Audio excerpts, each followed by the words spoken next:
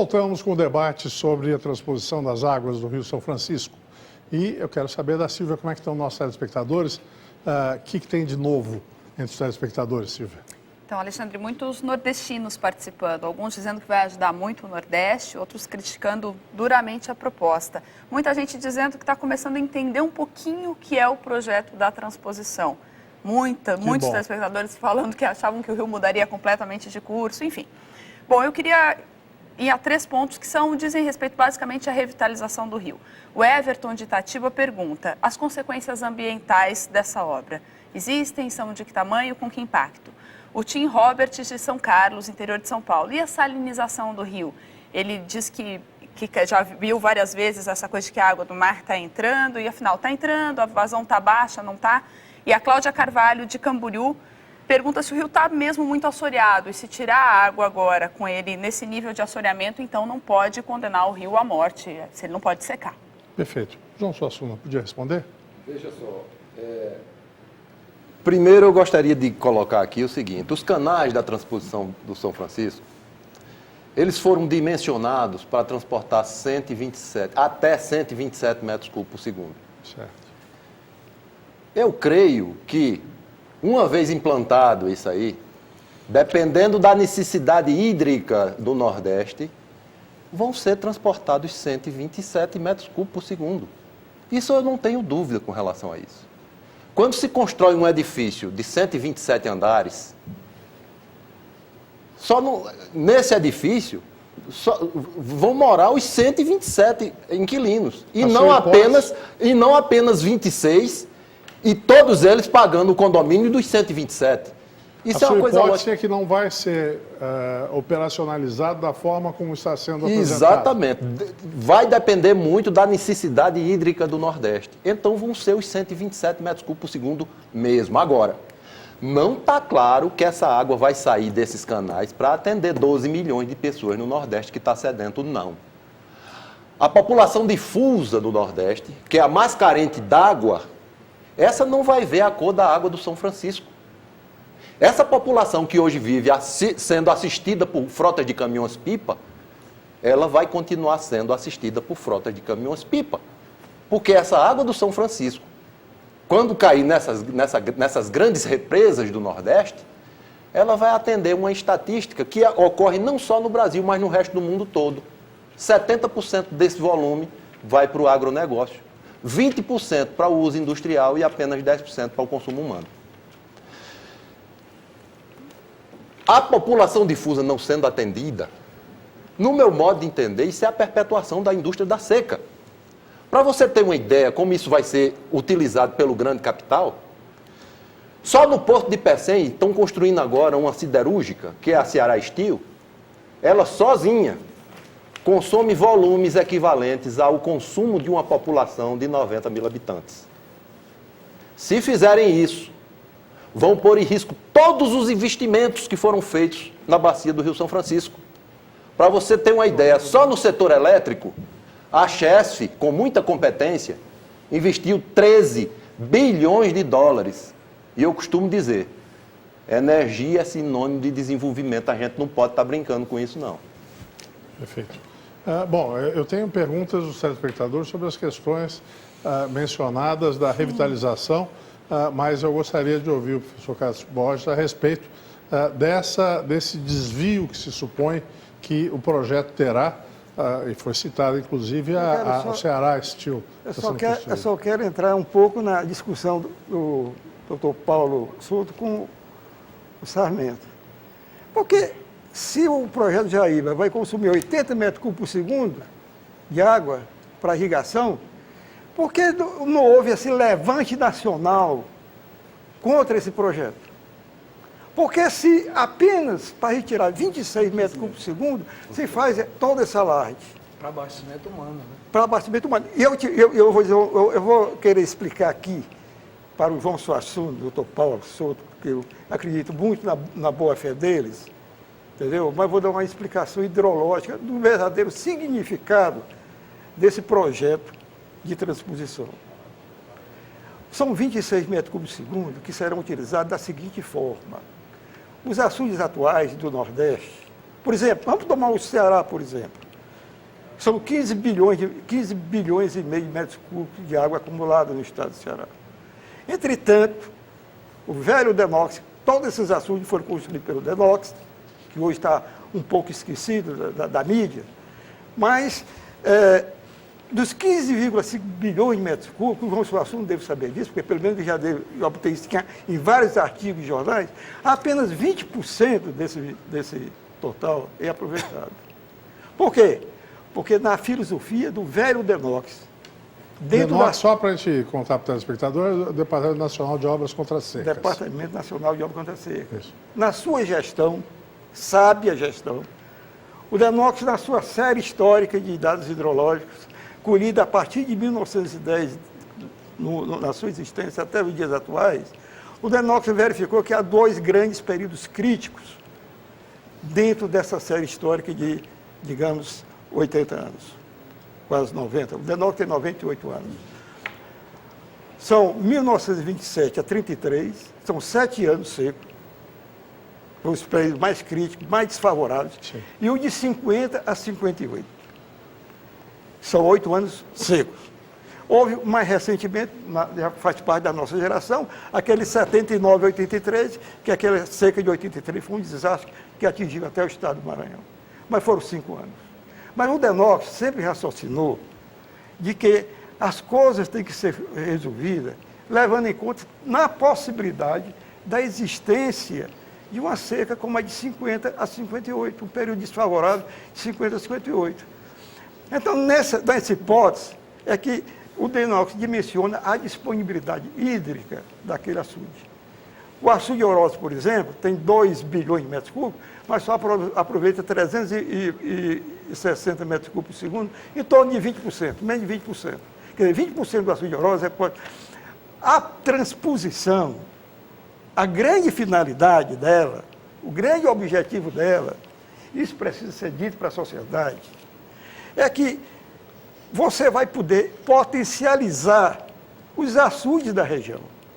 Você vai utilizar com normalizar a oferta. Mas seria ótimo que pudesse fazer isso nos açudes de todos os outros estados nordestinos. Com licença, doutor Que estão, Paulo. aliás, muito mais próximos do São Francisco. Por que não? Tudo bem. Agora, só uma Não, coisa. eu queria só concluir. Por favor. Por que não nós vamos fazer essa sinergia também nos outros açudes? Com licença. Então é o seguinte, eu quero mostrar que o significado do projeto da transposição. Então é o seguinte, não é pegar água e jogar água dentro dos açudes. Não, os açudes do Nordeste, em vez de você, o Oroz, em vez de ter 20%, ele vai ter 40% do seu aproveitamento. Esses 20% a mais, doutor Paulo, é que vão ser utilizados para irrigação.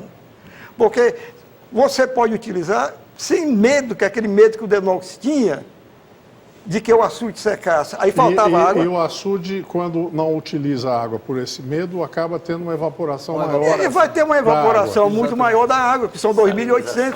2.800. Agora, eu estou aqui, esse assunto é complicado para a gente passar para as pessoas. É né? claro.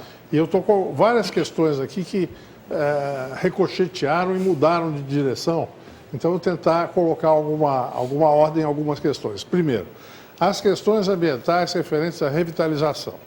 Eu perguntei, inclusive, para o João Suassuna, mas ele preferiu falar sobre a questão da capacidade que está sendo projetada para os canais e que, em sua visão, denunciam uma possibilidade de que no futuro se utilize essa capacidade máxima e não a proposta pelo governo. Não é isso? Me permita, a premissa dele... A resposta do Dr. Cássio foi em relação ao Dr. Paulo Soto, e não em relação à resposta do Dr. João Suassuna. Então, estou tentando botar um pouco de ordem para o telespectador entender, não é isso? Não, mas eu só queria concluir, que eu acho que ele quer responder ao João Suassuna, e eu vou deixar o Sarmento responder ao João Suassuna. Não, A questão ambiental. Por exemplo, São Paulo, nós estamos no estado de São Paulo. Não tomar um exemplo do estado de São Paulo, a gente pode pegar o Rio de Janeiro também, Tá bem. que é aqui próximo.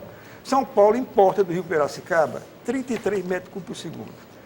Isso representa mais de 60% da disponibilidade hídrica do Rio Piracicaba. Todo paulistano sabe disso. certo. Nós estamos tirando do São Francisco 1% 1%, apenas 1%. O Rio de Janeiro, que eu participei na época do Perfeito, Carlos Lacerda, mas- só um exemplo do Rio de Por Janeiro. favor, rapidamente, porque agora eu preciso passar para os outros que Viu? precisam falar. O Rio de Janeiro retira 160 metros cúbicos do Rio Paraíba do Sul. Certo. Isso representa 70%, não é 1%. Perfeito. Então- esse 1% não influencia ambientalmente coisa nenhuma Perfeito. na bacia do Rio São Francisco. Professor Apolo, nós estamos aqui com questões ligadas a... a... Doutor Cássio Borges permitir, eu gostaria de ter um tempinho para colocar o seguinte, ele está dizendo que é 1% só do São Francisco, da vazão média na Isso. fossa, que vai ser retirado. Doutor Cássio, eu sou médico, eu não sou engenheiro, então o senhor deveria saber que 26,4 metros cúbicos por segundo, que é 1%, seria, num total de 9 meses, sem interrupção, porque há perdas no bombeamento de água, daria 1,66% apenas de 37 bilhões que estão nos açudes. O senhor vai fazer uma revolução no Nordeste com 1,66% a mais de água do que o que já tem lá? Isso é impossível. Mas vamos dizer que o senhor esteja enganado, que seja a média de 65 metros cúbicos por segundo. Daria, no máximo, 4,1%. Ou seja, o que vai ser levado a mais para o Nordeste é quase nada. Pode não ser muita coisa tirada do São Francisco, mas não é nada lá também. Então, a obra do São Francisco é a obra pela obra. O monopólio do cimento no Brasil, o monopólio do aço, as empreiteiras, estão batendo palma para esse projeto. Será que o senhor não vê isso? Quando o Sarmento diz que eu fiz um discurso político, é porque eu gosto muito do Lula, eu fiquei querendo imitá-lo, fazer um discurso político. Porque quem está falando que vai fazer a redenção do Nordeste é o presidente da República, e não é verdade. Isso não tem respaldo técnico. Por exemplo, o São Francisco não tem água para produzir energia elétrica, 95% da energia vem do Rio São Francisco, e o professor Célio Berman, que publicou um trabalho bacana sobre dossiê energia na USP, ele coloca que Xingó e Itaparica teriam que ter mais 8 turbinas, conforme o projeto original, que produziriam mais 3.500 megawatts de energia, e não foi autorizado a produção porque não tem água. Outra coisa importante, eu tenho aqui um trabalho do professor Bonfim, Manuel Bonfim, tem 21 obras inacabadas de irrigação, projetos de irrigação em todo o Nordeste Setentrional, do Piauí, Ceará, Pernambuco e Paraíba, fora os de Minas e da Bahia. Esse projeto, se continuar, vai ser mais um projeto inacabado. Nós temos aqui trabalho do professor Aldo Rebouças, maior hidrólogo do Brasil, que atualmente não está podendo mais participar desses debates por questões pessoais.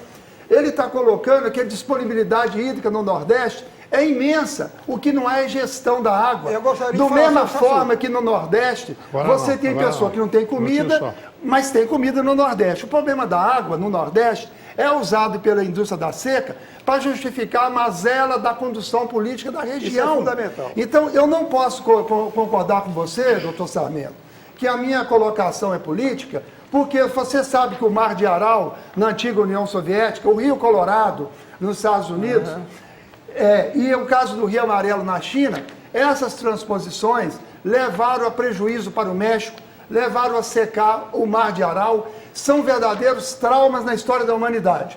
Então, há outra proposta. Eu estou aqui com a proposta do Comitê da Bacia de São Francisco, que legalmente o governo está atropelando o comitê pela lei 9433 de 97 é um instrumento.